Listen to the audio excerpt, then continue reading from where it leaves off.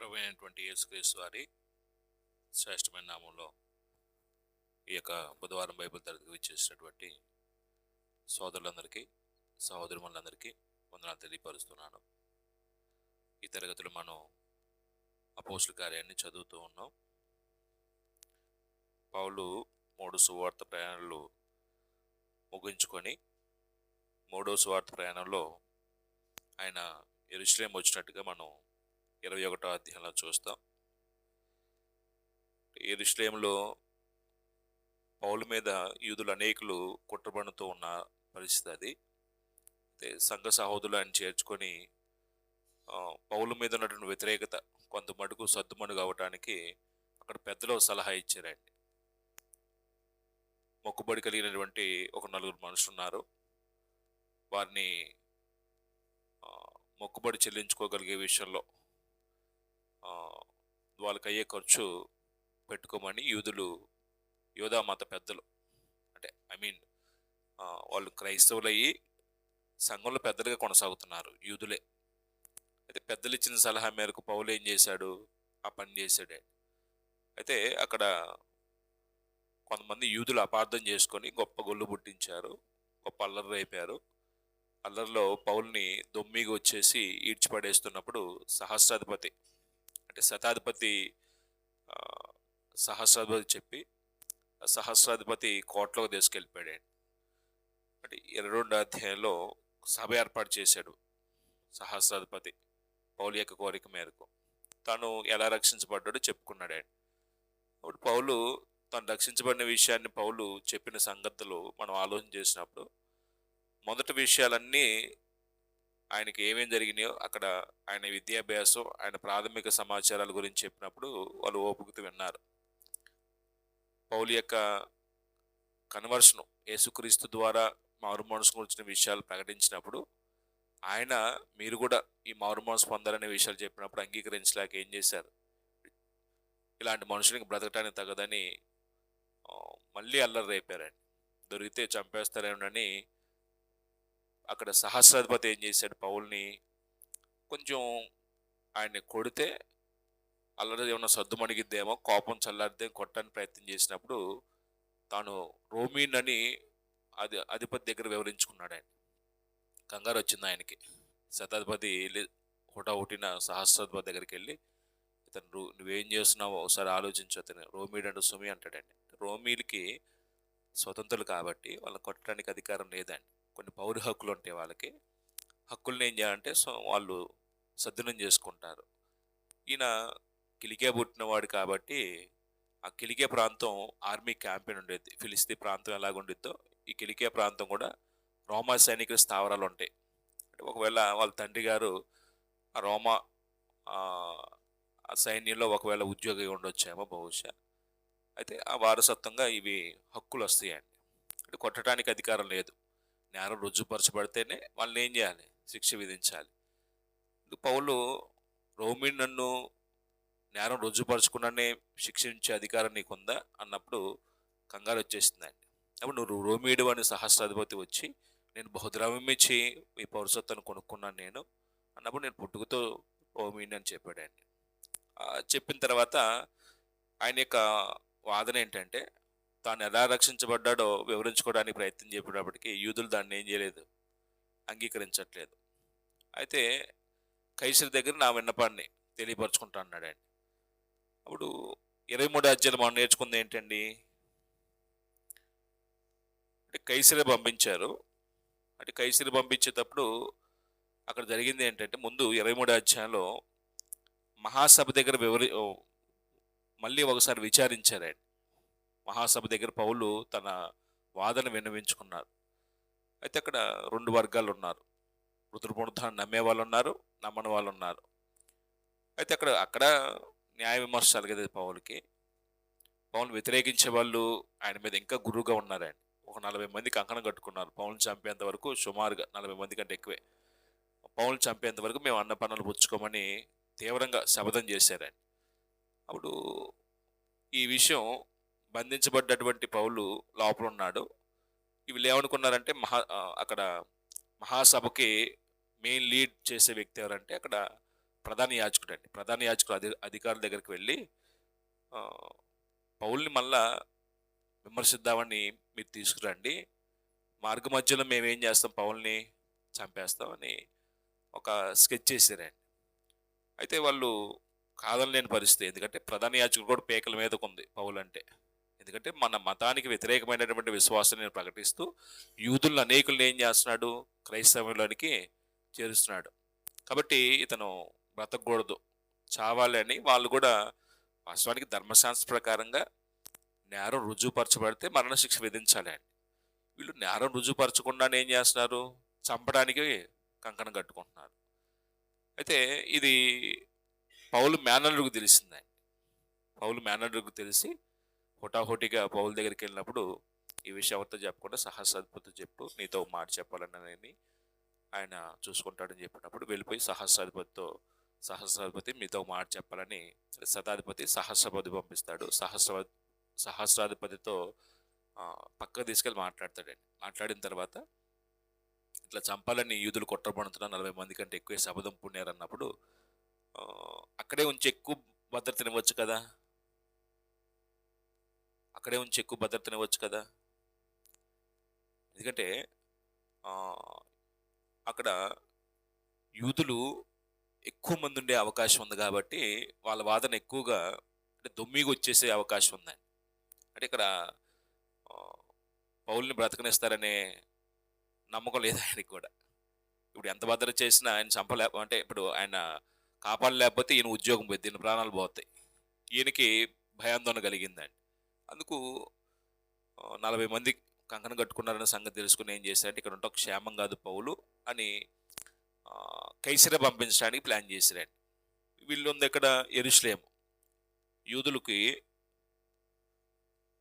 ముఖ్యమైన పట్టణం యోదయ దేశానికి. ఇది యోదయ అయితే యెరూషలేము. ఇప్పుడు ఇక్కడ మహాసభ ఉండిద్ది, యూదుల పెద్దల సభ, సన్హెడ్రిన్ సభ, 70 మంది పెద్దల సభ. ఇక్కడ ఒకసారి విమర్శిస్తే ఏం నేరం కనుగొనలా. ఇప్పుడు మళ్ళీ ఇంకోసారి విమర్శిద్దాం, సహస్రాధిపతితో చెప్పి పౌల్ని తీసుకురమ్మని అక్కడ ఒక 40 మంది కంటే ఎక్కువ కొంతమంది ఏం చేశారు, కుట్రపడినారండి. ఇప్పుడు ఈ సభ తీసుకొచ్చే క్రమంలో కుట్ర తెలిసింది కదా సహస్రాధిపతికి. ఈయన్ని ఇటు నుంచి ఇటు ఏం చేశారంటే కైసరియా పంపించారండి. కైసరియా గొప్ప ఎస్కార్ట్తో పంపించాడండి. ఎంతమంది అండి, 472 మంది కాపలాదారుల్ని పౌలుకి సెక్యూరిటీగా ఉంచి రాత్రి ఏం చేశారండి, యెరూషలేము నుంచి కైసరియా పంపించారండి. అంటే సుమారుగా 89 కిలోమీటర్లే ఉండిద్దంట అండి యెరూషలేము మొదలుకొని కైసరియా వరకు. ఇదేమో యోదయ దేశం, ఇదేమో సమరియా ప్రాంతం. అంటే సమరియాకి ముఖ్య పట్టణం ఏదంటే కైసరియా, ఇది సమరియా, ఇది గలిలయ. అంటే ఇప్పుడు యెరూషలేము నుంచి యోదయ దేశం నుంచి సమరియా ప్రాంతం పంపించారు రాత్రి పౌల్ని. అంటే ఇప్పుడు యూదులు ఇక్కడ ఎక్కువ మంది ఉంటారు కాబట్టి వీళ్ళ బలగం ఏమని చేస్తారండి, రాత్రి ఇక్కడ ఉంటూ క్షేమం కాదు పౌలు అని ఏం చేశాడు, సహస్రాధిపతి తెలివితో కైసర పంపించాడు. ఇక్కడికి వెళ్ళిన తర్వాత యూదుల యొక్క ప్రాబల్యం తగ్గిద్ది. ఈయన ఫిలిక్స్ అధిపతి గవర్నర్ అండి అక్కడ. ఈ క్లౌదియా లూసి అనే వ్యక్తి సహస్రాధిపతి ఒక లేఖ రాసేసి ఫిలిక్స్కి ఇట్లాగా రోమీడ్ అనేటువంటి ఒక వ్యక్తి నా దగ్గరకు వచ్చాడు, ఒక కేసు, ఆయన విషయంలో కొన్ని సంగతులు రాసి సైనికుల చేత ఈ లెటర్ చేంజ్ చేశాడు, ఫిలిక్స్ దగ్గరికి పంపించాడండి. ఇప్పుడు ఫిలిక్స్ ఆ లెటర్ చదివి పౌల్ని ఏం చేయాలి, విమర్శించాలి. పౌలు విమర్శించాలంటే పౌలు అక్కడ ఉంటే కుదరదు. వాళ్ళ మీద నేరం మోపిన వాళ్ళు ఉంటారు కదా అధికారులు, వాళ్ళు కూడా ఉండాలి. అప్పుడు వాళ్ళు వచ్చేంత వరకు పౌల్ని అలా కాపలా ఉంచుతాడండి. చదువుతాం ఒకసారి, 23వ అధ్యాయంలో ఉన్నాం. ఎన్నో వచనం వరకు రాసుకున్నారు, మీరు రాసుకున్న వాళ్ళు ఎవరు చెప్తారా? అపోస్తుల కార్యంలో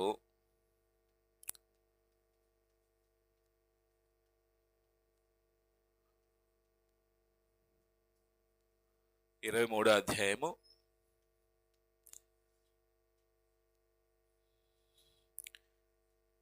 26 నుంచి 35 వరకు రాసుకున్నారా? 30 వరకు ఏం రాసుకున్నారండి? 26 నుంచి 30 వరకు.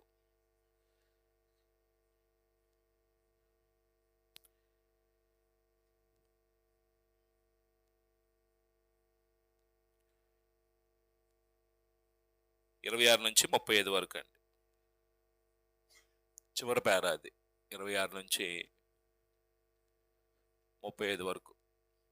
అంటే ఇప్పుడు గొప్ప ఎస్కార్ట్‌తో ఏం చేశాడంటే సహస్రాధిపతి రాత్రే ఒక 472 మంది సైనికుల యొక్క ఆధీనంలో పౌలు నుంచి గొప్ప బలగం భద్రతతో రాత్రి కైసరు పంపించాడండి. అప్పుడు ఈ క్లౌదియా లూసియా ఫెలిక్స్ దగ్గర పంపిస్తున్నప్పుడు అసలు ఆయన గురించినటువంటి విషయాలు, ఎవరో, ఎందుకు వచ్చాడో, ఆయన గురించినటువంటి ఎందుకు ఆయన మీద ఆరోపించబడుతున్నాడో ఖైదీగా, ఈ విషయాలు ప్రాథమికంగా తెలిస్తే ఈయన ఏం చేస్తాడు, విచారించడానికి అవకాశం ఉంటుంది. ఎవరో తెలియకపోతే ఏం చేస్తాడు, ఒకవేళ ఆయన అధికారంలో ఉన్న వారికి ఎప్పుడు మనస్తత్వం ఎలా ఉండదో తెలియదండి. ఖైదీ వచ్చాడంటే ఒకవేళ కోపంతో ఉంటే వాడిని శిక్షించి ఖైదీలో పడేసాను అంటాడండి. అంటే రాజు తలుచుకుంటే దెబ్బలు కొద్దు అంటారు చూడండి. అంటే విచారించబడలేదు. ఒకసారి కోపంతో ఉంటే బంధించబడ్డాడు, ఖైదీ వచ్చాడంటే ఏం చేశాడు ముందు అడగరండి, కొట్టేసాను అంటాడండి. వాడి నెరంగక్కుతాడు అని చెప్తాడండి. ఏం చేశాడు తెలియాలి కదా. అందుకు ఈయన కొంచెం ఫేవర్గా ఉన్నాడండి పౌలుకి. ఎందుకు, సహస్రాధిపతి పౌలు రోమీయుడు, యూదులే కుట్రపుణ్ణి ఈయన మీద నేరం మోపుతాడని ఆయనకు అర్థమైంది. ఆయన ఏ నేరం చేయలేదు. మహాసభ ఎదురు చెప్పాడు, యూదులతో చెప్పాడు. అలాగనే ఈయన దగ్గర వాదన ఏ నేరం కనుగొనలేదని ఆయనకి అర్థమైందండి. ఈయన ఏ నేరం చేయలేదు, వీళ్ళే కావాలనే పౌలు మీద వ్యతిరేకంగా ఇది ఒకలాంటి మత సంబంధమైన విద్వేషాన్ని వీళ్ళు పౌలు మీద ద్వేషంతో ఉన్నారు, మత సంబంధమైన విషయాల్లో అని ఆయనకు అర్థమైందండి. అప్పుడు ఏమని రాశాడు ఆ లేఖలో, మహాగంట వహించిన అధిపతి అయిన ఫెలిక్స్కు క్లౌదియా లూసియా వందనములు. అంటే ఇది కూడా మనం చదువుకున్నాం. అంటే ఏదైనా ఒక లేఖ రాస్తున్నప్పుడు, ఒక అధిపతికి లేఖ రాస్తున్నప్పుడు ఆయన గురించినటువంటి విషయాల్లో కొంచెం గణపరుస్తూ, ఆయన అభినందిస్తూ, ఆయన స్థాయికి తగినట్లు ఏం చేయాలంటే ఒక లేఖ రాయాలండి. అప్పుడు యూదులు ఈ మనుషుని పట్టుకొని చంపినప్పుడు అతను రోమీయుడని నేను విని సైనికులతో వచ్చి అతను తప్పించుతని అంటే జరిగిన విషయాలు లేఖలో రాశాడండి. అప్పుడు ఆ కుట్ర పన్నిన విషయాలన్నీ చెప్పిన తర్వాత 31వ వచనంలో, పౌలును రాత్రి వేళ అంతిపత్రికి తీసుకొని పోయి మరునాడు వారు అతనితో కూడా రౌతులను పంపి తాము కోటకు తిరిగి వచ్చిరి. అంటే అంతిపత్రికి వచ్చి రాత్రి మరునాడు వారు అతనితో కూడా రౌతులను పంపి తాము ఎక్కడికి వచ్చారండి, అధికారుల కోటలోకి వచ్చేసారండి. అప్పుడు వారు కైసరికి వచ్చి అధిపతికి ఆ పత్రిక అప్పగించి పౌలు కూడా అతని ఎదుట నిలువబెట్టిరి. అంటే ఈ ఫెలిక్స్కి లూసియా సహస్రాధిపతి ఉన్నాడు కదా, ఆయన రాసినట్టు లేఖను పట్టుకొని ఫెలిక్స్ ఎదుట పౌలు నిలబెట్టి ఆ లేఖను ఏం చేశారు, ఫెలిక్స్కి ఇచ్చారండి. అప్పుడు ఫెలిక్స్ ఏం చేస్తారు, లేఖ చదివి ఈయన గురించినటువంటి కేసు విచారణకు అప్పుడు పూనుకుంటాడండి.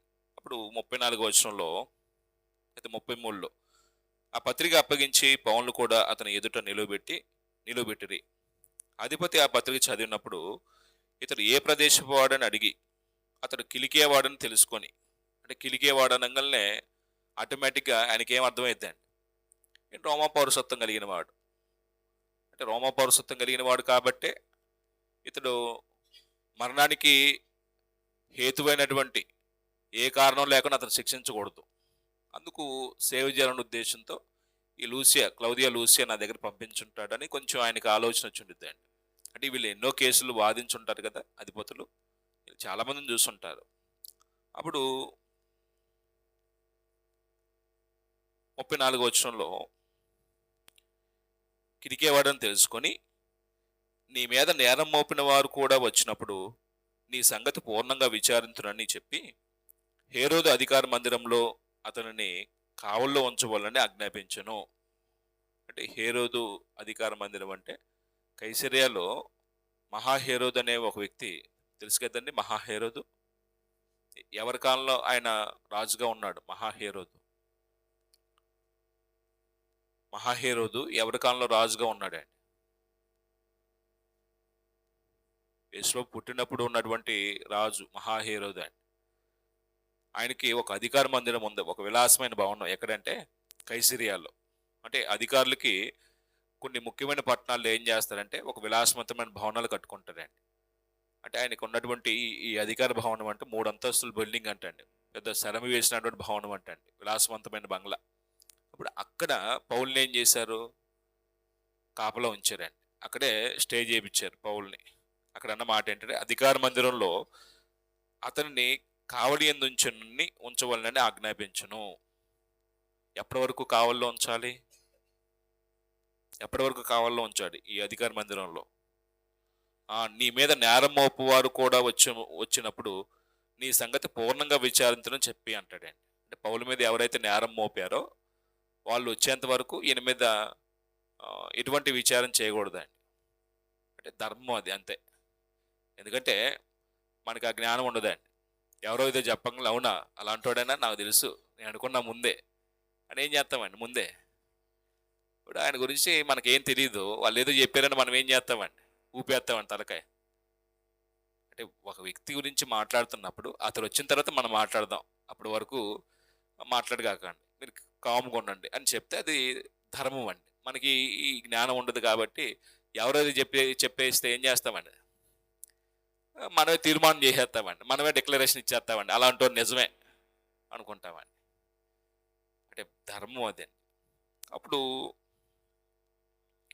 35 ఏం రాసుకున్నారండి అంటే ఫెలిక్స్ సహస్రపతి రాసిన పత్రికను చదివి పౌలును హేరోదు మందిరంలో ఉంచుట. ఫెలిక్స్ సహస్రాధిపతి రాసిన పత్రికను చదివి పౌలును హేరోదు మందిరంలో ఉంచుట, అది ఆ పేరాలో ఉంది. ఫెలిక్స్ సహస్రాధిపతి రాసిన పత్రికను చదివి పౌలును హేరోదు మందిరంలో ఉంచుట. అప్పుడు 23 అధ్యాయం మనం ఏ మాట చేత గుర్తుపెట్టుకోవచ్చండి? 23 అధ్యాయం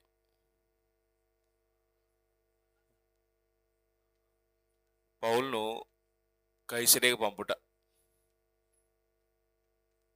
కైసరియాకు పంపుట.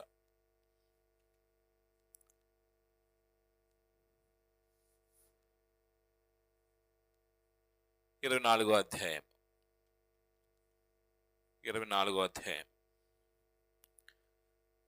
ఇక్కడ ప్రతి అధ్యాయంలో కూడా పౌలు విమర్శించబడే సంగతులు చూస్తామండి.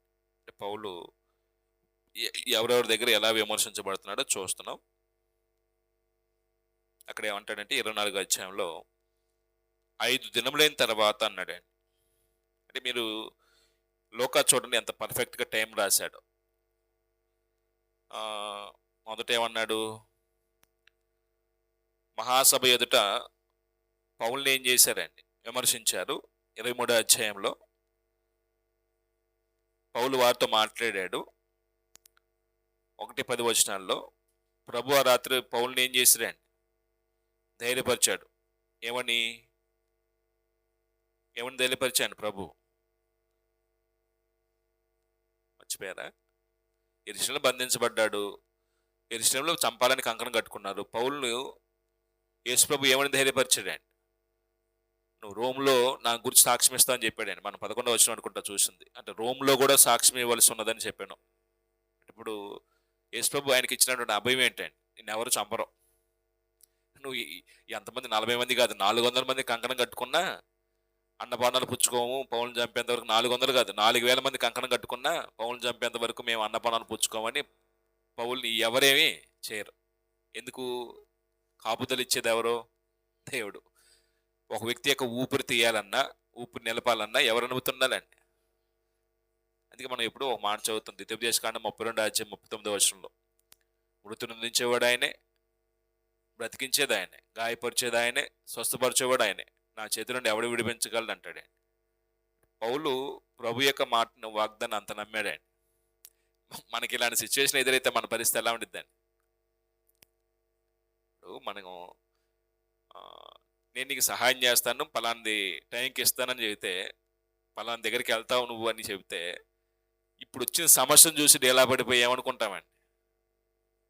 ఇంకా మన వల్ల కాదు, అయ్యేది కాదు, ఏదో చెప్పాడు కానీ దేవుడు అలాగా, ఎక్కడ జరిగిద్ది అది మనకి అని అనుకుని ఏం చేస్తామండి?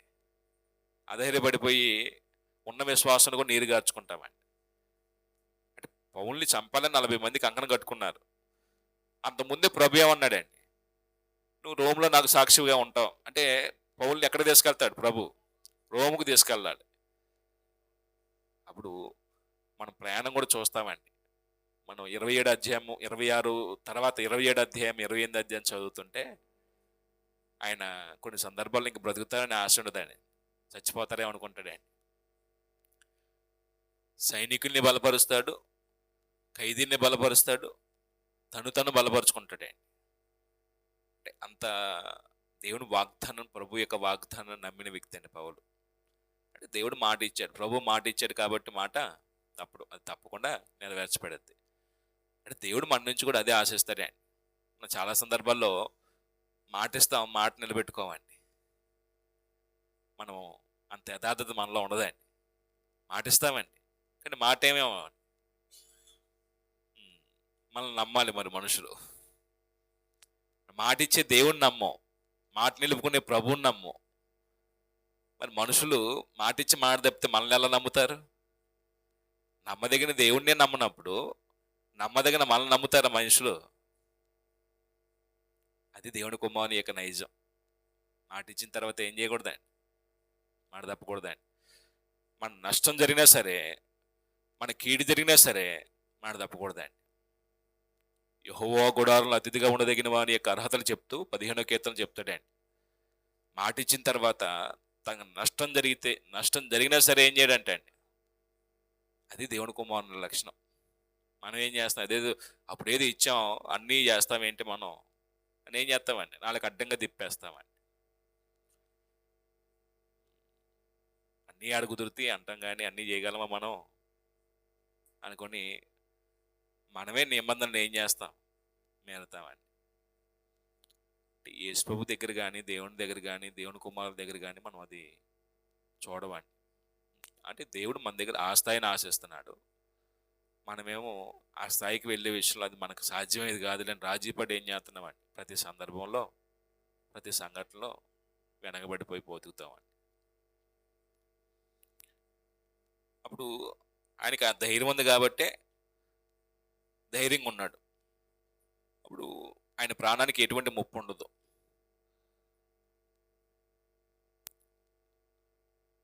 24వ వచనం వెళ్ళిపోదాం, 24వ అధ్యాయంకి వెళ్ళిపోదాం. 1-2 వచనాలు. అంటే మనం ఆలోచించింది ఏంటంటే అక్కడ ఆ రాత్రి అన్నాడు 11వ వచనంలో, ప్రభు ధైర్యపరిచాడు. 12వ వచనంలో ఉదయమైనప్పుడు అన్నాడు. మరలా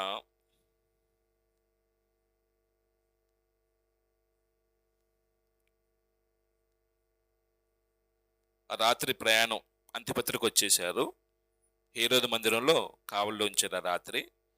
ఇప్పుడు 5 దినాల తర్వాత జరుగుతుందండి. 5 దినాల తర్వాత అంటే టోటల్గా మనం పౌలు యెరూషలేము వచ్చినటువంటి 12 దినాల తర్వాత రోజు అండి వాస్తవానికి జరుగుతుంది. మనం ఈ మాటలు చదువుతున్నప్పుడు తర్వాత వచనాలు కనబడిద్ది. 1-2 వచనాల్లో 5 దినములైన తర్వాత ప్రధాన యాజకుడైన అన్నయ్యయు కొందరు పెద్దలను తెర్తుళ్ళు అను ఒక న్యాయవాదియు కైసరికి వచ్చి పౌలు మీద తెచ్చిన ఫిర్యాదు అధిపతికి తెలియజేసిరి. పౌలు రప్పింపబడినప్పుడు తెర్తుళ్ళు అతని మీద నేరం మోపను ఆరంభించి ఇట్లనెను. 1-2 వచనాల వాటికి ఒక పేరాగా రాసుకుందాం. ఏం జరుగుతుందండి ఇక్కడ అంటే, హేరోదు పౌల్ని ఏం చేశాడంటే ఒక్కరిని నిలబెట్టి విమర్శించల, ఆయన కేసు ఏమి వాదించల, ఆయన గురించి ఏమి అడగల. ఒకటి మాత్రం అడిగాడు, ఎక్కడ వాడు అని అడిగాడు, ఏ పట్టణానికి సంబంధించిన వాడు అని. అది మాత్రం తెలుసుకొని ఆయన మీద నేరం మోపిన వారు వచ్చేంత వరకు ఆయన్ని కావల్లో ఉంచాలి అని ఆజ్ఞాపించినప్పుడు హేరోదు అధికార మందిరంలో కావల్లో ఉంచారు ఆయన. 5 రోజులు అయిపోయింది. ఇంతలోనే వీళ్ళు ఎవరు వచ్చారు, ఆయన మీద నేరం మోపిన వాళ్ళు వచ్చారండి. ఎవరెవరు వచ్చారండి? 1 ప్రధాన యాజకుడు అననీయ వచ్చాడండి. అంటే అప్పుడు ప్రధాన యాజకుడు ఎవరండి? అననీయ. కొందరు పెద్దలు వచ్చారండి. ఎంతమంది చెప్పలేదు ఇక్కడ ఎంతమంది పెద్దలో. 3 యూదుల పక్షాన ఎవరైనా న్యాయవాది ఉండాలి కదా, న్యాయవాది న్యాయమూర్తి లాయర్ ఉండాలి కదండి. ఇప్పుడు ఆ కేసు వాదించడానికి ఒక ఆయన పట్టుకొచ్చారండి. ఆయన పేరేం పేరండి? తెర్తుళ్ళు. తెర్తుళ్ళు అను ఒక న్యాయవాదిని పట్టుకొచ్చారండి.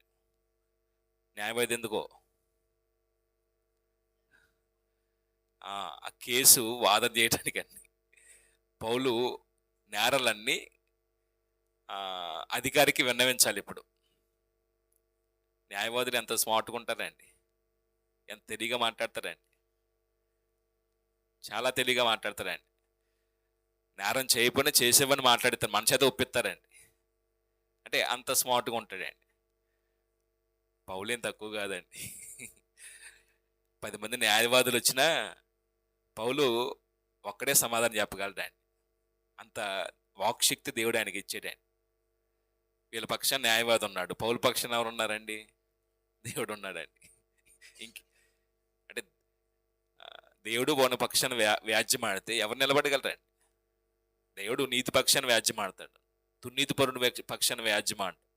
పౌల్లో ఏ దుర్నీతి లేదు, నీతి పక్షాన ఆయన నిలబడ్డాడు, బంధించబడ్డాడు నీతి కొరకు. వీళ్ళు ఏం చేస్తున్నారు? నీతిని అడ్డగించి దుర్నీతిని స్థాపించడానికి మత నాయకులు పోగొయ్యి ఇప్పుడు ఏం చేస్తున్నారు? ఒక లాయర్ గారిని తెచ్చుకున్నారండి. ఇప్పుడు వీళ్ళందరూ అధికారి దగ్గర నిలబడి పౌలు మీద ఏం చేయాలి? ఇప్పుడు అభియోగం మోపాలి. వీళ్ళు మోపిన అభియోగం అధికారి వింటాడు. వినిన తర్వాత నువ్వు మాట్లాడు పౌల్ని అంటారండి. ఎందుకంటే ఆయన మీద కూడా అభియోగం వచ్చింది కాబట్టి పౌలు కూడా వాదన చెప్పుకోవాలి కదా. అప్పుడు పౌలు చెప్పుకుంటాడండి. ఇప్పుడు వాళ్ళ మాటలు పౌలు మాటలు ఇద్దరు మాటలు విన్న తర్వాత ఎవడు పౌలు నేరం చేశాడు లేదో, ఎవరో తప్పుడు ఆరోపణ చేస్తున్నారో అర్థమైతే లేదండి. మనం చదివిన అర్థమైందండి ఈజీగాని. ఇక్కడ ఇప్పుడు 1-2 వచనాలు ఏం రాసుకుందాం? పౌలు మీద తెచ్చిన ఫిర్యాదు అధిపతికి తెలుపుట. పౌలు మీద తెచ్చిన ఫిర్యాదులు అధిపతికి తెలుపుట. పౌలు మీద తెచ్చిన ఫిర్యాదులు అధిపతికి తెలుపుట.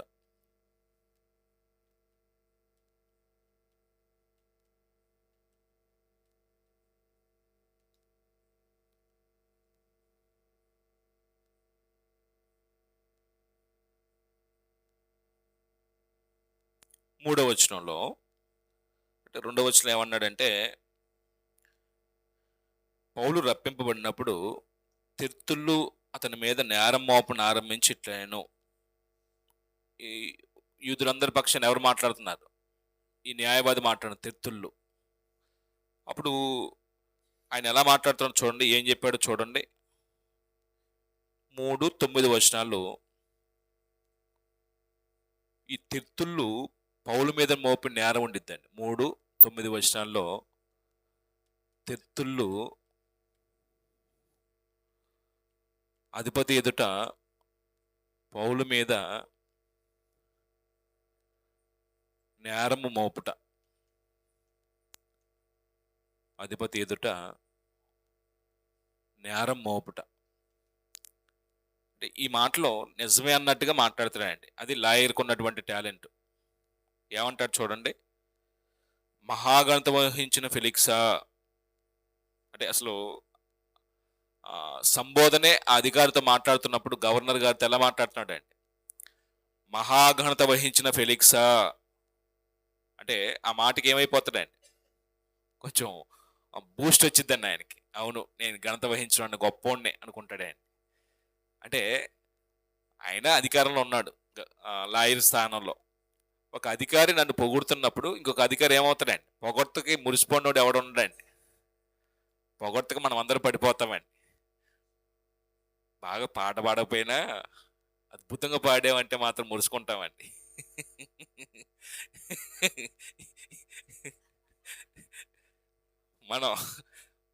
మన పాట మనకు తెలుసు, మనం పాడే పాట మనకే రోతగా ఉండిద్దండి. బాగా పాడేయాలంటే మురుసుకుంటాం. అంటే వాళ్ళు ఏ సెన్స్ అన్నారో అది అర్థం చేసుకోవండి. బాగా పాడలేదు, వాళ్ళు విమర్శించడానికి ఇలాగ పాజిటివ్గా అన్నారు అని మనం అర్థం చేసుకోమండి, నేర్చుకోమండి.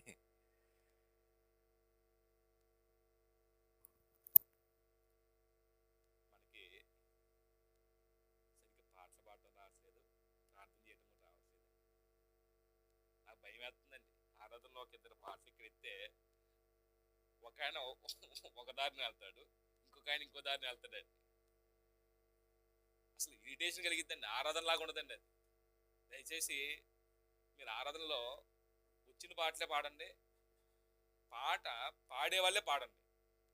ఇప్పుడు నేను ఉన్నా అనుకోండి, ఇంకొక సహోదరుడు పాట పాడుతున్నారు ఇక్కడ, ఓ పాట పాడదాం అనుకున్నాం. అప్పుడు బాగా వచ్చిన ఆయన పాట ఎత్తుకోవాలి, బాగా పాడే ఆయన ఆయనతో అరాకొర వచ్చిన ఆయన కలిపి పాడాలి. అంతే తప్ప వచ్చినలాగా ఏం చేయకూడదు. నాకు పాటలు రావండి, పాటలు పాడటం రాదు.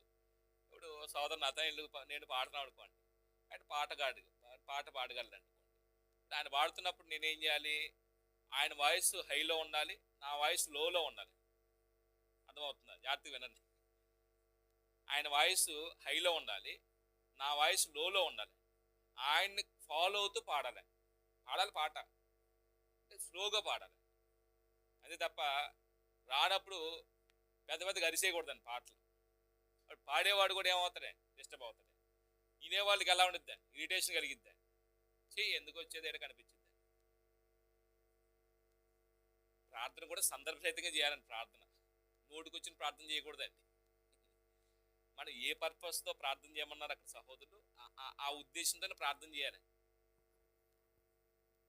అంటే మనం ఇంకా చిన్నపిల్లం కాదుగా, ఈరోజే బాప్తిస్మం పొందిన వాళ్ళం కాదుగా, కొంచెం నేర్చుకుందాం. నేను ఎందుకు ఈ విషయాలు అంటున్నానంటే, మన దగ్గర ఏం ఉండవండి వినసొంపుకుంటానికి, కొంచెం ఆకర్షించి రావటానికి. గాత్రం ద్వారానే మనుషులు ఏం చేయాలండి, రాబట్టాలండి. మరి గాత్రం ద్వారా మనుషులు రాబట్టాలంటే ఎంత శ్రావ్యంగా ఉండాలి పాట పాడుతున్నప్పుడు. అందుకే నేర్చుకోవాలి. ఇంట్లో కూర్చొని ఖాళీగా ఫోన్ చూడకుండా, టీవీ సీరియల్ చూడకుండా, రోడ్ల మీద అలాగా ఆమోచలు పెట్టుకోకుండా కాసేపు ఏం చేయాలండి, కీర్తన పుస్తకం మన దగ్గర ఉండేది కదా, ఇంటిలో బాధ కూర్చొని ఒక పాట పాడుకోవాలి, 2 పాటలు పాడుకోవాలండి. రోజుకు ఒక పాట నేర్చుకుంటే గొప్ప భాగ్యం అండి. అంటే మనం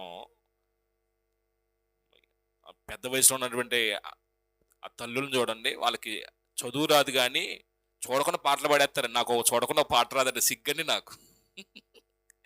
నాకు ఆ మైకులు వినబడతారు, పెద్ద పెద్దలు పాడతారండి చూడకుండా. మన క్రిస్మస్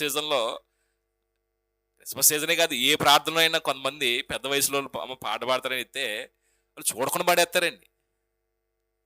నాకు సిగ్గేసిద్దండి, ఇంత చదువుకున్నాను చూడకుండా ఒక పాట రాదనిపించిద్దండి. కానీ శ్రావ్యంగా పాడతారండి పాట కూడా వాళ్ళు. మరి దేవుడు వాళ్ళకి ఇచ్చిన జ్ఞానం చూడండి.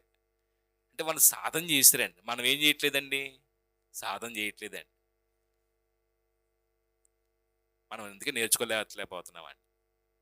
చదువు రానులు బాగా పాడుతున్నప్పుడు చదువు వచ్చిన వాళ్ళు మనం ఇంకా బాగా పాడాలి లేదా అంటే సాధన చేస్తే అబ్బిద్ది, సాధన చేయకపోతే ఏది అబ్బదులేండి.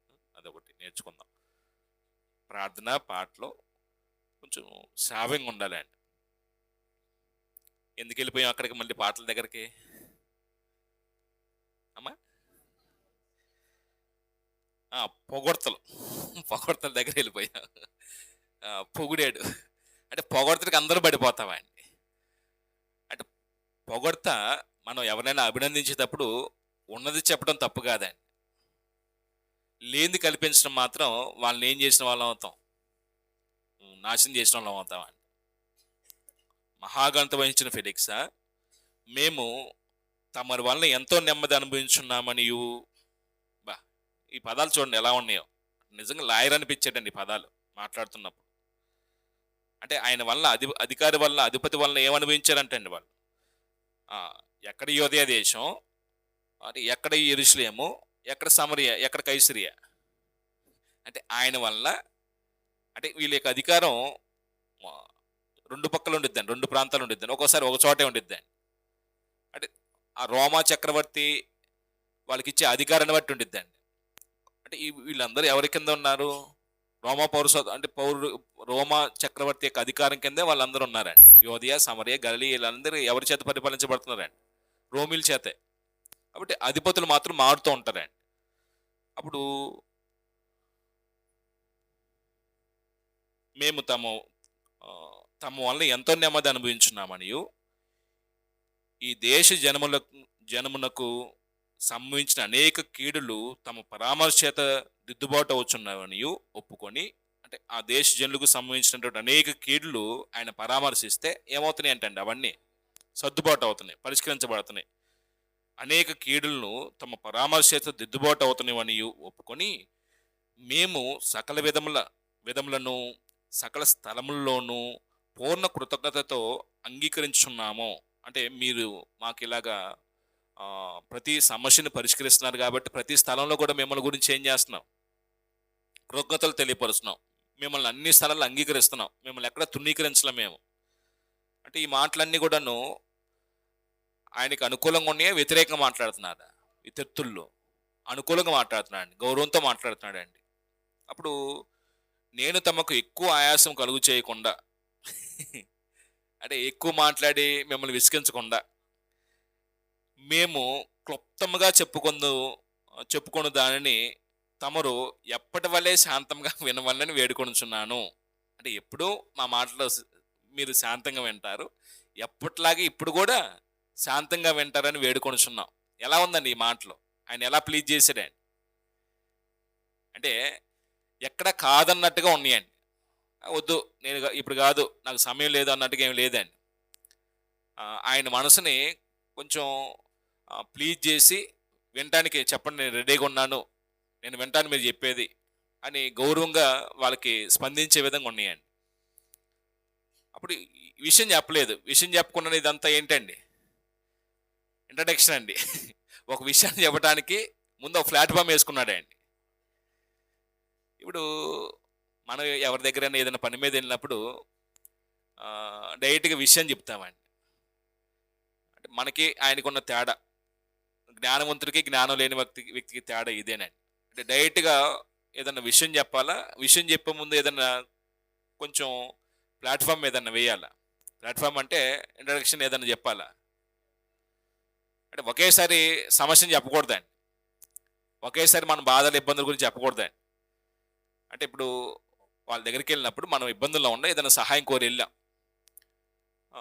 వాళ్ళని అభినందించే విధంగా మాట్లాడుతూ, మేము గత కాలంలో ఏదైనా సమస్య వచ్చినప్పుడు మీరు మంచి మనసుతో మాకు సహాయం చేశారు, అందుకు మేము ఎప్పుడు మీకు రుణస్తులను, ఇప్పుడు కూడా మాకు చిన్న చిన్న ఈ ఇబ్బందులు వస్తున్నాయి, మీరు సహాయం చేస్తారనే మనసుతో ఆ నమ్మకంతో వచ్చాం, మీరు కాదని అనుకుంటున్నాను. ఈ మాటలు ఎలా ఉంటాయండి? కొంచెం వాళ్ళు ఆలోచింపజేస్తే, ఓహో ఇంతకుముందు చేసింది వీళ్ళు కృతజ్ఞతాభావంతో ఉన్నారు, మర్చిపోలేదు, అంటే మన విషయంలో మంచి అభిప్రాయం ఉంది, చేయటానికి ఎటువంటి ఆటంకం లేదులే, చేద్దాం అని అప్పుడు మనసు ఉండిద్దండి. అలా కాకుండా ఒకేసారి నాకు కష్టం వచ్చింది, నాకు ఈ బాధ ఉంది, ఆ బాధ ఉంది, నాకు సహాయం చేయండి అని అంటే ఎన్నిసార్లు ఇవ్వాలి మీకు అని ఏం చేస్తారండి? బయటికి నెట్టేస్తారండి. కొంచెం కఠినంగా ఉంటారండి. అంటే అడిగే విధానం అదండి, ఒక వ్యక్తి యొక్క మనసుని కదిలించే విధానం అది. అంటే బైబిల్ అది కూడా మనకు నేర్పిద్దండి. ఎలా మాట్లాడాలో కూడా జ్ఞానం గ్రంథం చదివితే మనకు అర్థమైద్దండి. అంటే ఎవరితో ఎలా మాట్లాడ కూడా తెలియాలండి మనకి. అంటే ఏది పడితే అది మాట్లాడకూడదండి. మనం మాట్లాడుతున్నప్పుడు ఎదుటి వాళ్ళు ఆలోచించే విధంగా మాట్లాడటం అనేది నేర్చుకోవాలండి. అప్పుడు విషయం చెప్తున్నాడు. ఇప్పుడు 5వ వచనంలో ఏమంటున్నాడు? ఈ మనుషుడు ఎవరన్నా మనుషుడు? పౌలు. ఈ మనుషుడు పేడ వంటి వాడు. ఇంకా స్టార్ట్ చేశాడండి.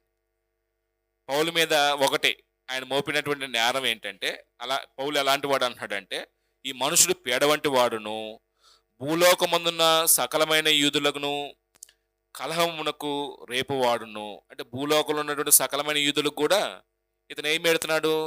కలహాన్ని రేపేవాడు, గొడవలు పెట్టేవాడు. 3, నజరేతుల మతభేదమునకు నాయకుడినై ఉన్నట్టు మేము కనుగొంటిమి. అప్పుడు నజరేతుల మతభేదానికి ఈ పౌలు అనేవాడు ఏమయ్యాడంటే నాయకుడే ఉన్నట్టు మేము కనుగొన్నాం. అప్పుడు 6వ వచనంలో, మరియు ఇతడు దేవాలయమును అపవిత్రపరుచుటకును యత్నపడిన గనుక మేము అతను పట్టుకొంటిమి. అటు 4 విషయాలు ఆయన మీద నేరంగా మోపాడండి. ఒకటేంటండి, ఈ మనుషుడు పేడ వంటివాడు, భూలోకమందున్న సకల యూదులను కలహమునకు రేపువాడు, నజరేయుల మతభేదము నాయకుడు, అలాగనే దేవాలయాన్ని అపవిత్రం చేయుటకు ఎత్తన పడినవాడు. ఈ 4 మోపారండి. అప్పుడు ఒక ఫుట్‌నోట్‌లో ఒక మాట అన్నాడండి. అతను పట్టుకొంటిమనే మాటకి ఫుట్‌నోట్‌లో ఏమన్నాడంటే, కొన్ని ప్రాచీన ప్రతులలో మా ధర్మశాస్త్రం చొప్పున తీర్పు తీర్చవలనని ఉంటిమి గాని సహస్రాధిపతి సహస్రాధిపతి అయిన లూసియా వచ్చి చాలా బలాత్కారంతో మా చేతుల్లో నుండి ఇతను తీసుకొని పోయి ఇతని మీద నేరం మోపు వారిని తమ యొద్దకు రావాలని ఆజ్ఞాపించునని కూర్చబడి ఉన్నది. అంటే ఈ విషయాన్ని ఏం చేశాడండి, ధర్మశాస్త్ర ప్రకారంగా ఆయన నేరం రుజువుపరిచి శిక్ష విధించడానికి కూర్చుంది పౌలు చంపడానికే. ఏమండి, ధర్మశాస్త్ర సంబంధంగా విచారించడానికి నువ్వు కూర్చున్నారా? వాళ్ళందరూ కూడారా? పౌలు చంపడానికి అంగన కట్టుకున్నారండి. అప్పుడు వాళ్ళ చేతుల నుంచి తప్పించడానికి సహస్రాధిపతి ఏం చేశాడు, యెరూషలేములో ఉంటే ప్రమాదం కాబట్టి కైసరయ పంపించానుకోండి. ఈ కైసరయలో ఇక్కడ అక్కడ గవర్నర్ ఎవరంటే ఫిలిక్స్ అండి. ఫిలిక్స్ కోర్టులో నిలబెట్టాడు. ఫిలిక్స్ కోర్టులో ఉన్నప్పుడు యూదుల యొక్క ప్రాబల్యం బలంగా ఉండిద్దా, బలహీనంగా ఉండిద్దా? చాలా బలహీనంగా. ఇక్కడ సభలోనైతే యూదులు బలంగా ఉంటారండి, దుమ్మికి వచ్చేసి చంపేస్తారండి, ఎంతకని తెగిస్తారండి. కాబట్టి అందుకు ఈ ప్లేస్లో ఉండటం కంటే ఈ ప్లేస్కి వెళ్ళిపోయి అక్కడ విమర్శించబడటం బెటరు, పౌలుకి భద్రత ఉండిద్దనే ఉద్దేశంతో సహస్రాధిపతి ఏం చేశాడు, తప్పించాడండి. కానీ సహస్రాధిపతి మీదే వ్యతిరేకంగా మాట్లాడుతున్నాడండి. పౌలుకి ఎగనెస్ట్గా సహస్రాధిపతి చేసిన దాని గురించి మాట్లాడుతున్నాడండి. అప్పుడు ఏమంటున్నాడండి, సహస్రాధిపతి లూసియా వచ్చి చాలా బలాత్కారంతో మా చేతుల్లో నుండి ఇతను తీసుకుని పోయి ఇతని మీద నేరం మోపు వారిని తమ యొద్దకు రావాలని ఆజ్ఞాపించను. అప్పుడు 8వ వచనంలో, తమరు విమర్శించిన ఎడల మేము ఇతని మీద మోపుచున్న నేరములన్నీ తమకే తెలియనని చెప్పాను. అంటే ఇతను నేరం చేశాడు అని డైరెక్ట్గా ఏం చెప్పకుండా, ఇగో మా అధిపతి నువ్వు విమర్శిస్తే నీకే అర్థమైపోద్ది ఇతను నేరస్తుడని. అంటే ఇప్పుడు ఎవరికి వదిలిపెట్టేశాడండి, ఆ ఫిలిక్స్కి వదిలిపెట్టేశాడండి. తమరు విమర్శించిన ఎడల మేము ఇతని మీద మోపుచున్న నేరములన్నీ తమకే తెలియనని చెప్పాను. అప్పుడు యూదులు ఏమంటున్నారు, ఆయనతో వచ్చిన ప్రధాన యాజకుడు పెద్దలు ఏమంటున్నారండి, యూదులందరూ సమ్మతించి ఈ మాటలు నిజమే అని చెప్పారు. నిజమండి, ప్రధాన యాజకుడు కూడా అబద్ధం ఆడుతుంటే ఇంకెక్కడ నీతి ఉండిద్దండి? వాక్యం బోధించేవాడే అబద్ధం ఆడుతుంటే ఇంకెక్కడ ధర్మం ఉండిద్దండి? అప్పుడు తరం ఎలా ఉందో సత్యాన్ని అంగీకరించే విషయంలో ఇప్పుడు తరం అంతే ఉందండి. ఏమీ తేడా లేదండి. సత్యాన్ని అంగీకరించకపోగా సత్యాన్ని వ్యతిరేకంగా ఎలాంటి అబద్ధాన్నైనా కొడేస్తామండి. ఏం రాసుకుందాం, ఇక్కడ 9 వచనం రాసుకున్నాం కదా, తెర్తుళ్ళు పౌలు మీద మోపిన నేరం. 10, 21 వచనాల్లో ఇప్పుడు ఎవరి పార్ట్ అండి? ఇప్పుడు తెర్తుళ్ళు పౌలు మీద నేరం మోపాడు అధిపతి ఎదుట. ఇప్పుడు అధిపతి ఏమంటాడు, ఎవరికి అవకాశం ఇస్తాడు మాట్లాడటానికి? పౌలుకి అవకాశం ఇస్తాడు. పౌలు తన వాదన చెప్పుకుంటాడు. 10, 21 వచనాల్లో,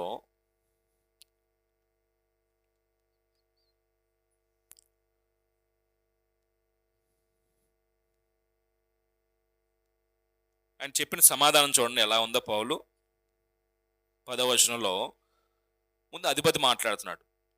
అప్పుడు అధిపతి మాట్లాడమని పౌలునకు సైగ చేయగా అధిపతి ఏం చేశాడండి, సైగ చేశాడండి, మాట్లాడన్నాడండి. అప్పుడు మాట్లాడమన్నప్పుడు ఆయన నోరు తెరిచి మాట్లాడడం ప్రారంభించాడు. ఏమన్నాడంటే, తమను బహు సంవత్సరం నుండి ఈ జనమునకు న్యాయాధిపతులై ఉన్నారని ఎరిగి నేను ధైర్యంతో సమాధానం చెప్పుకొనిచున్నాను.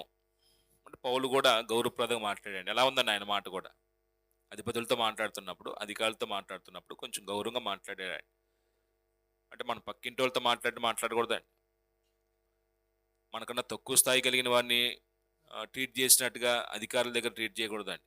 కొంచెం గౌరవంతో మాట్లాడాడు. అప్పుడు అన్నాడు, తమరు బహు సంవత్సరం నుండి ఈ జనమునకు న్యాయాధిపతులే ఉన్నారని ఎరిగి, అంటే న్యాయాధిపతి ఏం చేస్తాడు? న్యాయాన్ని విమర్శిస్తాడు. కాబట్టి బహు సంవత్సరాల నుంచి న్యాయాధిపతిగా ఈ జనాలకి నువ్వు న్యాయం తీరుస్తున్నావు కాబట్టి అది నాకు తెలిసి నేనేం చేస్తున్నాను, ధైర్యంగా నీతో సమాధానం చెప్పుకుంటాను. ఎందుకు ధైర్యం? నువ్వు న్యాయం చేస్తావని ఆ ధైర్యం ఉంది నాకు. ఆ ధైర్యంతో నేను నీకు సమాధానం చెప్పుకుంటాను. వాళ్ళు నా మీద నేరం మోపారు. అయితే మిమ్మల్ని బట్టి నేను ధైర్యంగా ఉన్నాను.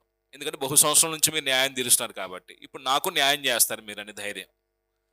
అప్పుడు ఆయనకు కూడా పౌలు అంటే ఏం అభిప్రాయం ఏర్పడిద్దండి? కొంచెం గౌరవం ఏర్పడిద్దండి. ఎందుకంటే రోమీయుడు ప్లస్ న్యాయాన్ని ఆయనే రుజువు చేయటానికి ఆయనకే సరెండర్ అవుతున్నాడు కాబట్టి పౌలు. అప్పుడు ఒక పాయింట్ ఉందండి, మొత్తం 11వ వచనం నుంచి చదువుతున్నప్పుడు. ఒకటి ఆయన చెప్పుకున్నటువంటి సమాధానంలో ఒకటి ఏంటంటే, యెరూషలేములో ఆరాధించుటకు వెళ్ళిన నాటి నుండి. ఎందుకు వెళ్ళండి యెరూషలేము? వీళ్ళేమోపారండి 6వ వచనంలో ఇతడు దేవాలయం అపవిత్రం చేయుటకు యత్న పడినో, వాళ్ళు మోపిన నేరం అది. పౌలు ఏం చెప్తున్నాడు? నేను యెరూషలేము ఎందుకు వెళ్ళానంటే ఆరాధించడానికి వెళ్ళాను. అంటే ఆరాధించడానికి వెళ్ళిన వ్యక్తి అపవిత్రం చేస్తాడండి? దేవుని సంధికి, దేవుని ఆరాధించడానికి, మొక్కు చెల్లించడానికి వెళ్ళిన వ్యక్తి అపవిత్రం ఎలా చేస్తాడు? అప్పుడు అధిపతికి అర్థమైతే లేదా ఏది నిజమో ఏది అబద్ధమో, ఏది తప్పుడు సాక్ష్యం అంటే ఎప్పుడు తప్పుడు ఆరోపణ, ఏది వాస్తవమైన ఆరోపణ తెలిసితే లేదండి. అప్పుడు 12 దినములు అంటే యెరూషలేము నుండి వెళ్ళిన నాటి నుండి 12 దినములు మాత్రమే అయిందని తమ్ముడు విచారించి తెలుసుకొనవచ్చును. అంటే ఇప్పుడు యెరూషలేము ఎందుకు వెళ్ళాడు చెప్పాడు.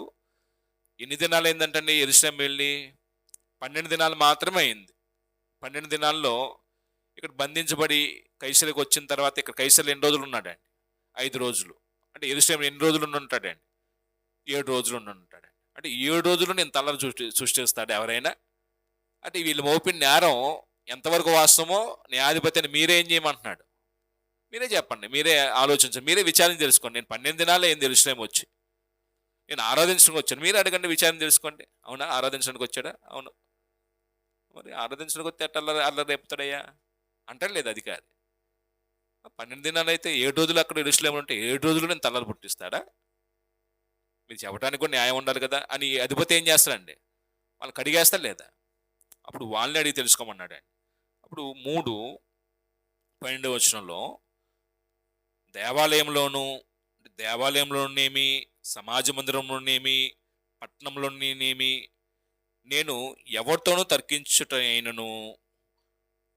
అంటే ఎప్పుడైనా యెరూషలేము వెళ్ళిన తర్వాత దేవాలయంలో కానీ, సమాజ మందిరంలో కానీ, పట్టణంలో కానీ ఎవరికైనా వెళ్ళి దర్శించి తర్కించిన విషయాలు ఏదైనా ఉందా? యెరూషలేము వచ్చిన తర్వాత మనం 3వ ప్రయాణ ముగింపులో చూస్తాం.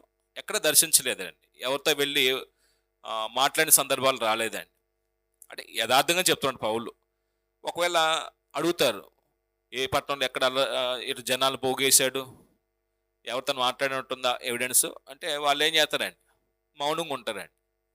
మౌనంగా ఉన్నప్పుడు వీళ్ళు చేసే తప్పుడు ఆరోపణ అని ఆయనకు అర్థమైతే లేదు అధికారికి. అలాగండి. అంటే వాళ్ళు చెప్పిన ప్రతి దాన్ని కూడా పౌలు వాస్తవికమైన దాంతో తిప్పి కొడుతున్నాడు ఆయన. అంటే వాళ్ళు ఏం మాట్లాడలేని పరిస్థితి అండి. 4 జనులను గుంపుగూర్చుటేనను వారు చూడలేదు. అంటే జనులు ఎక్కడ కూడా పౌలు ఏం చేసిన వాడు కాదండి, గూడేసినాడు కాదండి. అవునయ్యా నిజమా? ఎప్పుడు జనులు గుమ్ముగూర్చలేదా యెరూషలేములో? లేదయ్యా అంటారా? మరి ఎలాగల్లా రేపుతాడయ్యా అని అంటారు లేదా అధికారి. అప్పుడు 5 మరియు వారు ఇప్పుడు నా మీద మోపు నేరములను తమరికి రుజువుపరచలేరు అన్నాడండి. మనుషులు పేడ వంటి వాడు అంటానికి రుజువుపరచగలరా? ఏ నష్టం చేశాడండి వాళ్ళకి? ఏ హాని చేశాడు? మన పంటకి పేడ పురుగు పడితే పంట నాశనం అవుతుంది. యూదులకి ఏ నాశనం చేశాడండి ఆయన వెళ్ళి? కుటుంబాల్లో ఏం చొరబడ్డా? వాళ్ళ ఆస్తిపాస్తులను లాగేసుకున్నాడా? ఏం లేదు కదా, ఎక్కడ బలాత్కారం చేయలేదు కదా. మరి ఎలా చెడవాడవుతాడు? అది నిరూపించడానికి ఏ ఆధారం ఉండదని చెప్తున్నాడు అండి. ఇంకో మాట అన్నారు కదా, సకలమైన యూదులను కలహం రేపు వాడు. అంటే భూలోకమందున్న సకలమైన యూదులందరినీ కలహాలు రేపేవాడు. ఎప్పుడైనా కలహాలు పెట్టాను నేను యూదులకి, రుజువులు ఏమైనా ఉన్నాయా అంటే వాళ్ళు ఏం చెప్తారండి? ఏం రుజువులు ఉన్నాయి చెప్పడానికి? దేవాలయాన్ని అపవిత్రపరిచాడు, ఆరాధించడానికి వచ్చినప్పుడు అపవిత్రపరచడం అంటారు. ఏం రుజువులు ఉన్నాయి తీసుకురండి అంటే ఏం చెప్తారండి వాళ్ళు? నలుగురిని మొక్కుబడి చెల్లించడానికి మాత్రం తీసుకెళ్ళాను, వారితో పాటు నేను కూడా మొక్కుబడి చేసుకున్నానని చెప్తాడు. అవునా అంటే అవును. అంటే ఆటోమేటిక్గా ఆయనకి అర్థమైపోయిద్ది. అప్పుడు ఇంకో విషయం చెప్తున్నాడు 14వ వచనంలో, ధర్మశాస్త్రం ముందు ప్రవక్తల గ్రంథమునందును వ్రాయబడినవన్నీ నమ్మి నీతిమంతులకును అనీతిమంతులకును పునరుద్ధానము కలుగ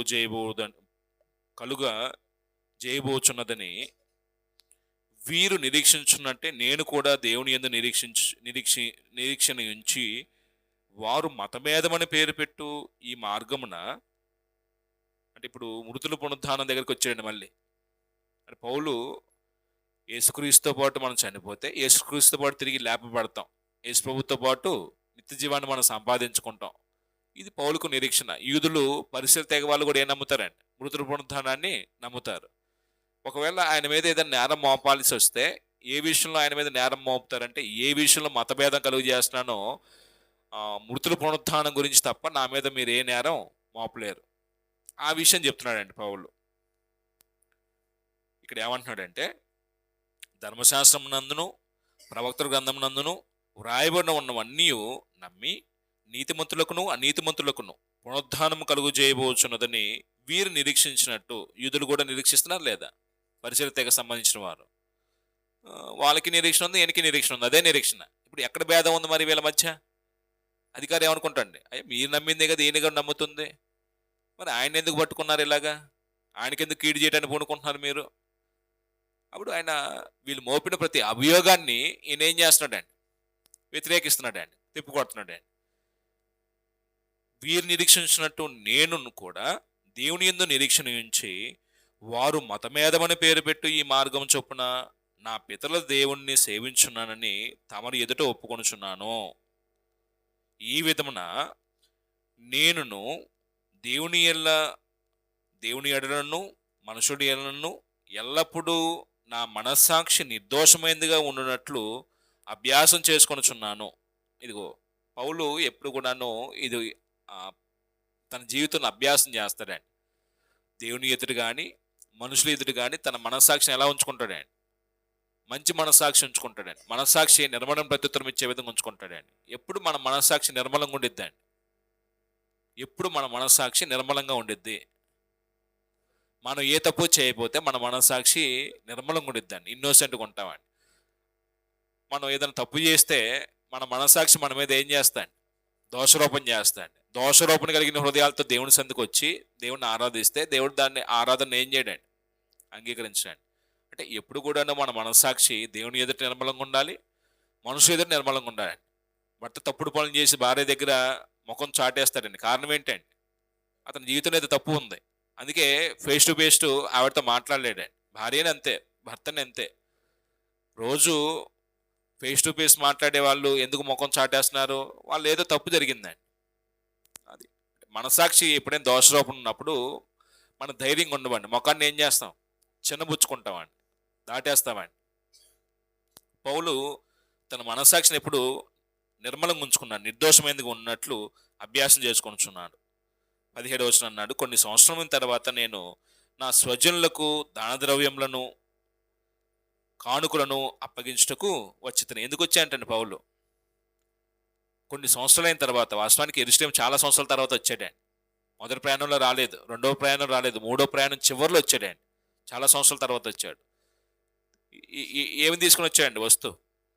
దాన ద్రవ్యములను కానుకలను అప్పగించుటకు వచ్చితను అన్నాడండి. ఎక్కడి నుంచి తెచ్చాడండి దాన ద్రవ్యాలు కానుకలు? పౌలు ఎప్పుడు తెచ్చాడండి? తెచ్చాడు నిజంగా? ఏమా ఒట్టి చేతులతో వచ్చాడా? మరి అబద్ధం కదా పౌలు అంటే. ఇది పౌలు కూడా అబద్ధం ఆడతాడు మనలాగే కదా.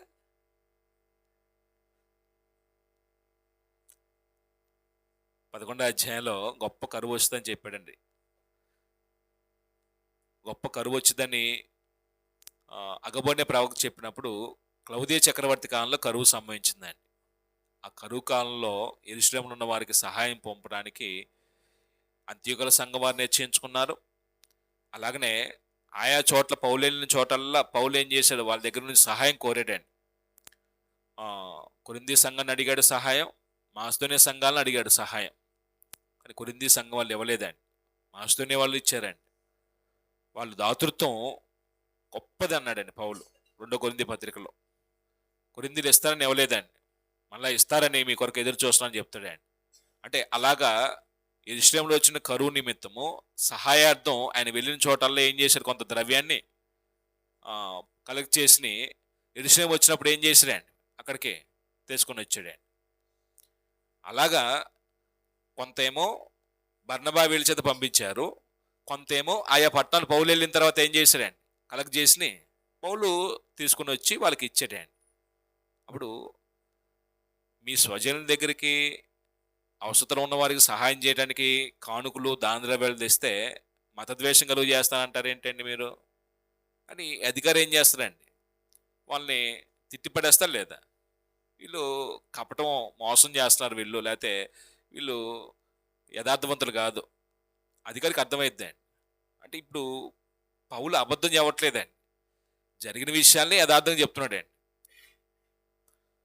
నేను శుద్ధి చేసుకున్న వాడిని ఇలాగ అప్పగించుండగా, 18వ వచనం, నేను శుద్ధి చేసుకున్న వాడిని ఇలాగ అప్పగించుకుంటుండగా వారు దేవాలయం నన్ను చూచిరి. అంటే ఏ శుద్ధి, నలుగురిని ముక్కుబడి చేసుకున్న వ్యక్తులను ఏం చేస్తారండి, యెరూషలేము దేవాలయం తీసుకెళ్ళి వాళ్ళతో పాటు ఈయన కూడా శుద్ధి చేసుకున్నాడు కదా, అది చూసి యెరూషలేములో ఉన్నటువంటి వారు కొంతమంది ఏం చేస్తారండి, అన్యుని తీసుకొచ్చాడు, దేవాలయం అపవిత్రం అయిపోయింది, కేకలు వేసి తలుపులు మూయించారు కదా యెరూషలేము దేవాలయ తలుపులు, అది చెప్తున్నాడు అండి. ఇప్పుడు ఈయన ఎందుకు వెళ్ళాడు, అపవిత్రం చేయడానికి కాదు, శుద్ధి చేసుకోవడానికి వెళ్ళాడు. ఏమయ్యా అవునా శుద్ధి చేసుకోవడానికి వెళ్ళాడు అంటే అవునండి అని అంటారండి. అప్పుడు ఇక్కడ అన్నాడండి, ఆ మాట కూడా అన్నాడండి, ఒక కంక్లూజన్ విషయం చెప్తున్నాడు. ఏమంటున్నాడంటే, నేను గుంపు కూర్చి ఉండలేదు, నా వలన అల్లరి కాలేదు.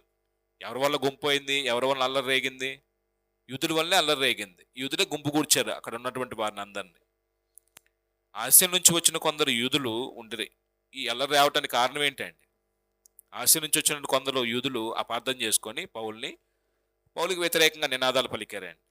అది చెప్తున్నాడండి, నా మీద వారికి ఏమైనా ఉన్న ఎడల వారే తమ సన్నిధికి వచ్చి నా మీద నేరం మోపవలసి ఉండెను, లేదా నేను మహాసభ ఎదుట నిలిచి ఉన్నప్పుడు మృతుల పునరుత్థానం గురించి నేను వారి ఎదుట విమర్శించబడుచున్నానని వారి మధ్య నిలబడి నేను బిగ్గరగా చెప్పిన ఈ ఒక్క మాట విషయం తప్ప నా యందు మరి ఏ నేరమును వీరు కనుగొనటకై వీరేన్నో చెప్పవచ్చును. ఏదైనా నేరం కనుగొనంటే ఇది తప్ప, ఏ తప్ప, మృతుల పునరుత్థానం గురించి చెప్తున్నాను నేను, ఆ విశ్వాసం నేను ప్రకటిస్తున్నాను, అది వాళ్ళు నమ్మిన విశ్వాసమే, అదే నేను ప్రకటిస్తున్నాను. ఒకవేళ నేను ఏదైనా నేరం చేశానంటే ఇది తప్ప, నా మీద వాళ్ళు ఏమి నేరం మోపడానికి ఉంటే వాళ్ళే విమర్శించండి, అది చెప్తున్నాడండి. ఏ నేరమైనను వీరు కనుగొని ఉంటే వీరేన్నో చెప్పవచ్చు ఆయన. ఇప్పుడు ఈ వాదన ఎలా ఉందండి, పౌలు యొక్క సమాధానం, తిర్తుళ్ళు చెప్పిన సమాధానం, తిర్తుళ్ళు ఆయన మీద మోపిన నేరం, ఈయన చెప్పిన సమాధానం, ఏది యథార్థంగా ఉందండి? అంటే ఇప్పుడు తిర్తులు చెప్పిన దాన్ని అన్నిటిని ఏం చేసిందండి, ఇవన్నీ మింగేసిందండి. అంటే ఒక్కటి వాస్తవం కనపడదండి. మీరే విమర్శించి రుజువుపరచమనండి, నేను ఈ తప్పు చేశానని వాళ్ళకే వదిలిపెట్టేటండి. ఒక్క విషయంలో తప్ప, నా మీద ఏ విషయంలో కూడా మీరు ఆరోపణ చేయలేరు, మృతుల పునరుత్థానం అనే విషయంలో తప్ప. ఆ విషయం నేను విమర్శించబడుతున్నాను. అంటే యేసుక్రీస్తునందు విశ్వాసం ఉంచడానికి యూదులు కష్టం కాబట్టి ఆయన మీద ఇంకా గురుగానే ఉంటారండి, ఎన్ని చెప్పినా సరే వాళ్ళు అంగీకరించరండి. అప్పుడు ఏం రాసుకుందాం, 10:21, పౌలు ఫెలిక్స్ ఎదుట చెప్పిన సమాధానం. పౌలు ఫెలిక్స్ ఎదుట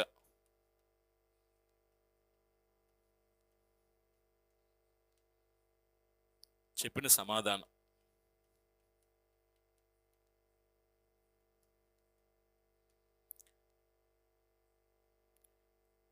అంటే మనం కూడా ఏ విషయంలో విమర్శించబడుతున్నప్పుడు దేవుడు మన పక్షంగా ఉంటాడు. మనం నీతిని అనుసరించినప్పుడు ఎవరికి భయపడిన అవసరం లేదు.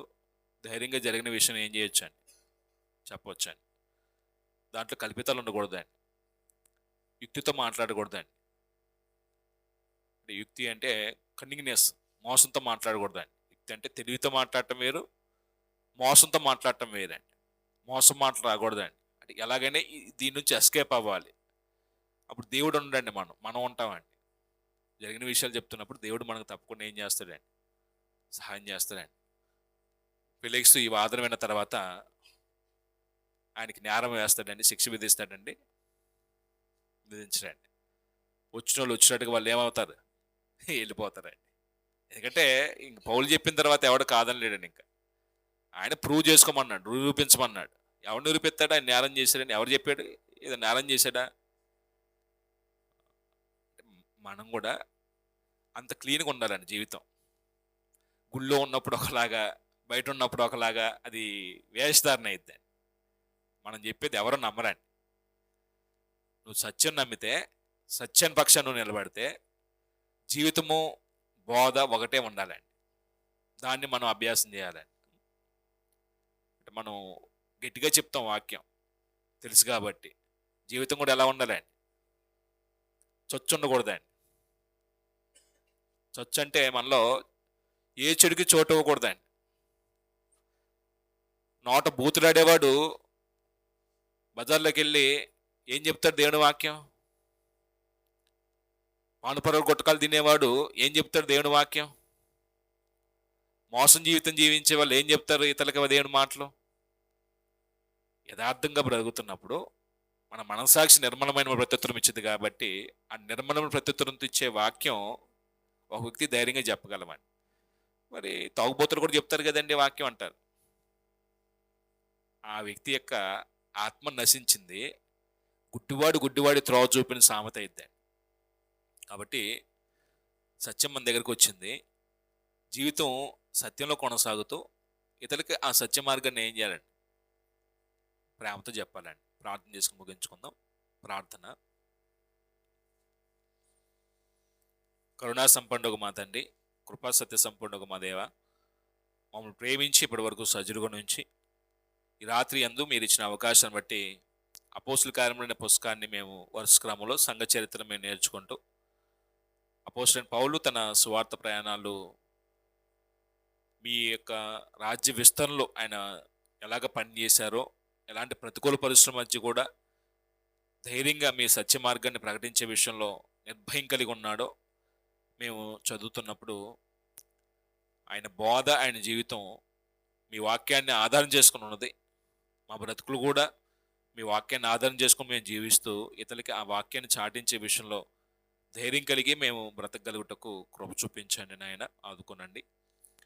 మీ సన్నిధిలో ఈ రాత్రి ఎందరైతే ఈ తరగతిలో పాల్గొని ఉన్నారో సహోదరుడు సహోదరులను మీరు దీవించండి, ఆస్వాదించండి. వారి కుటుంబాల్లో వారికి ఉన్న ప్రతి అవస్థలో కూడా మీ తోడు, మీ కృప, మీ కటాక్షం అందించండి.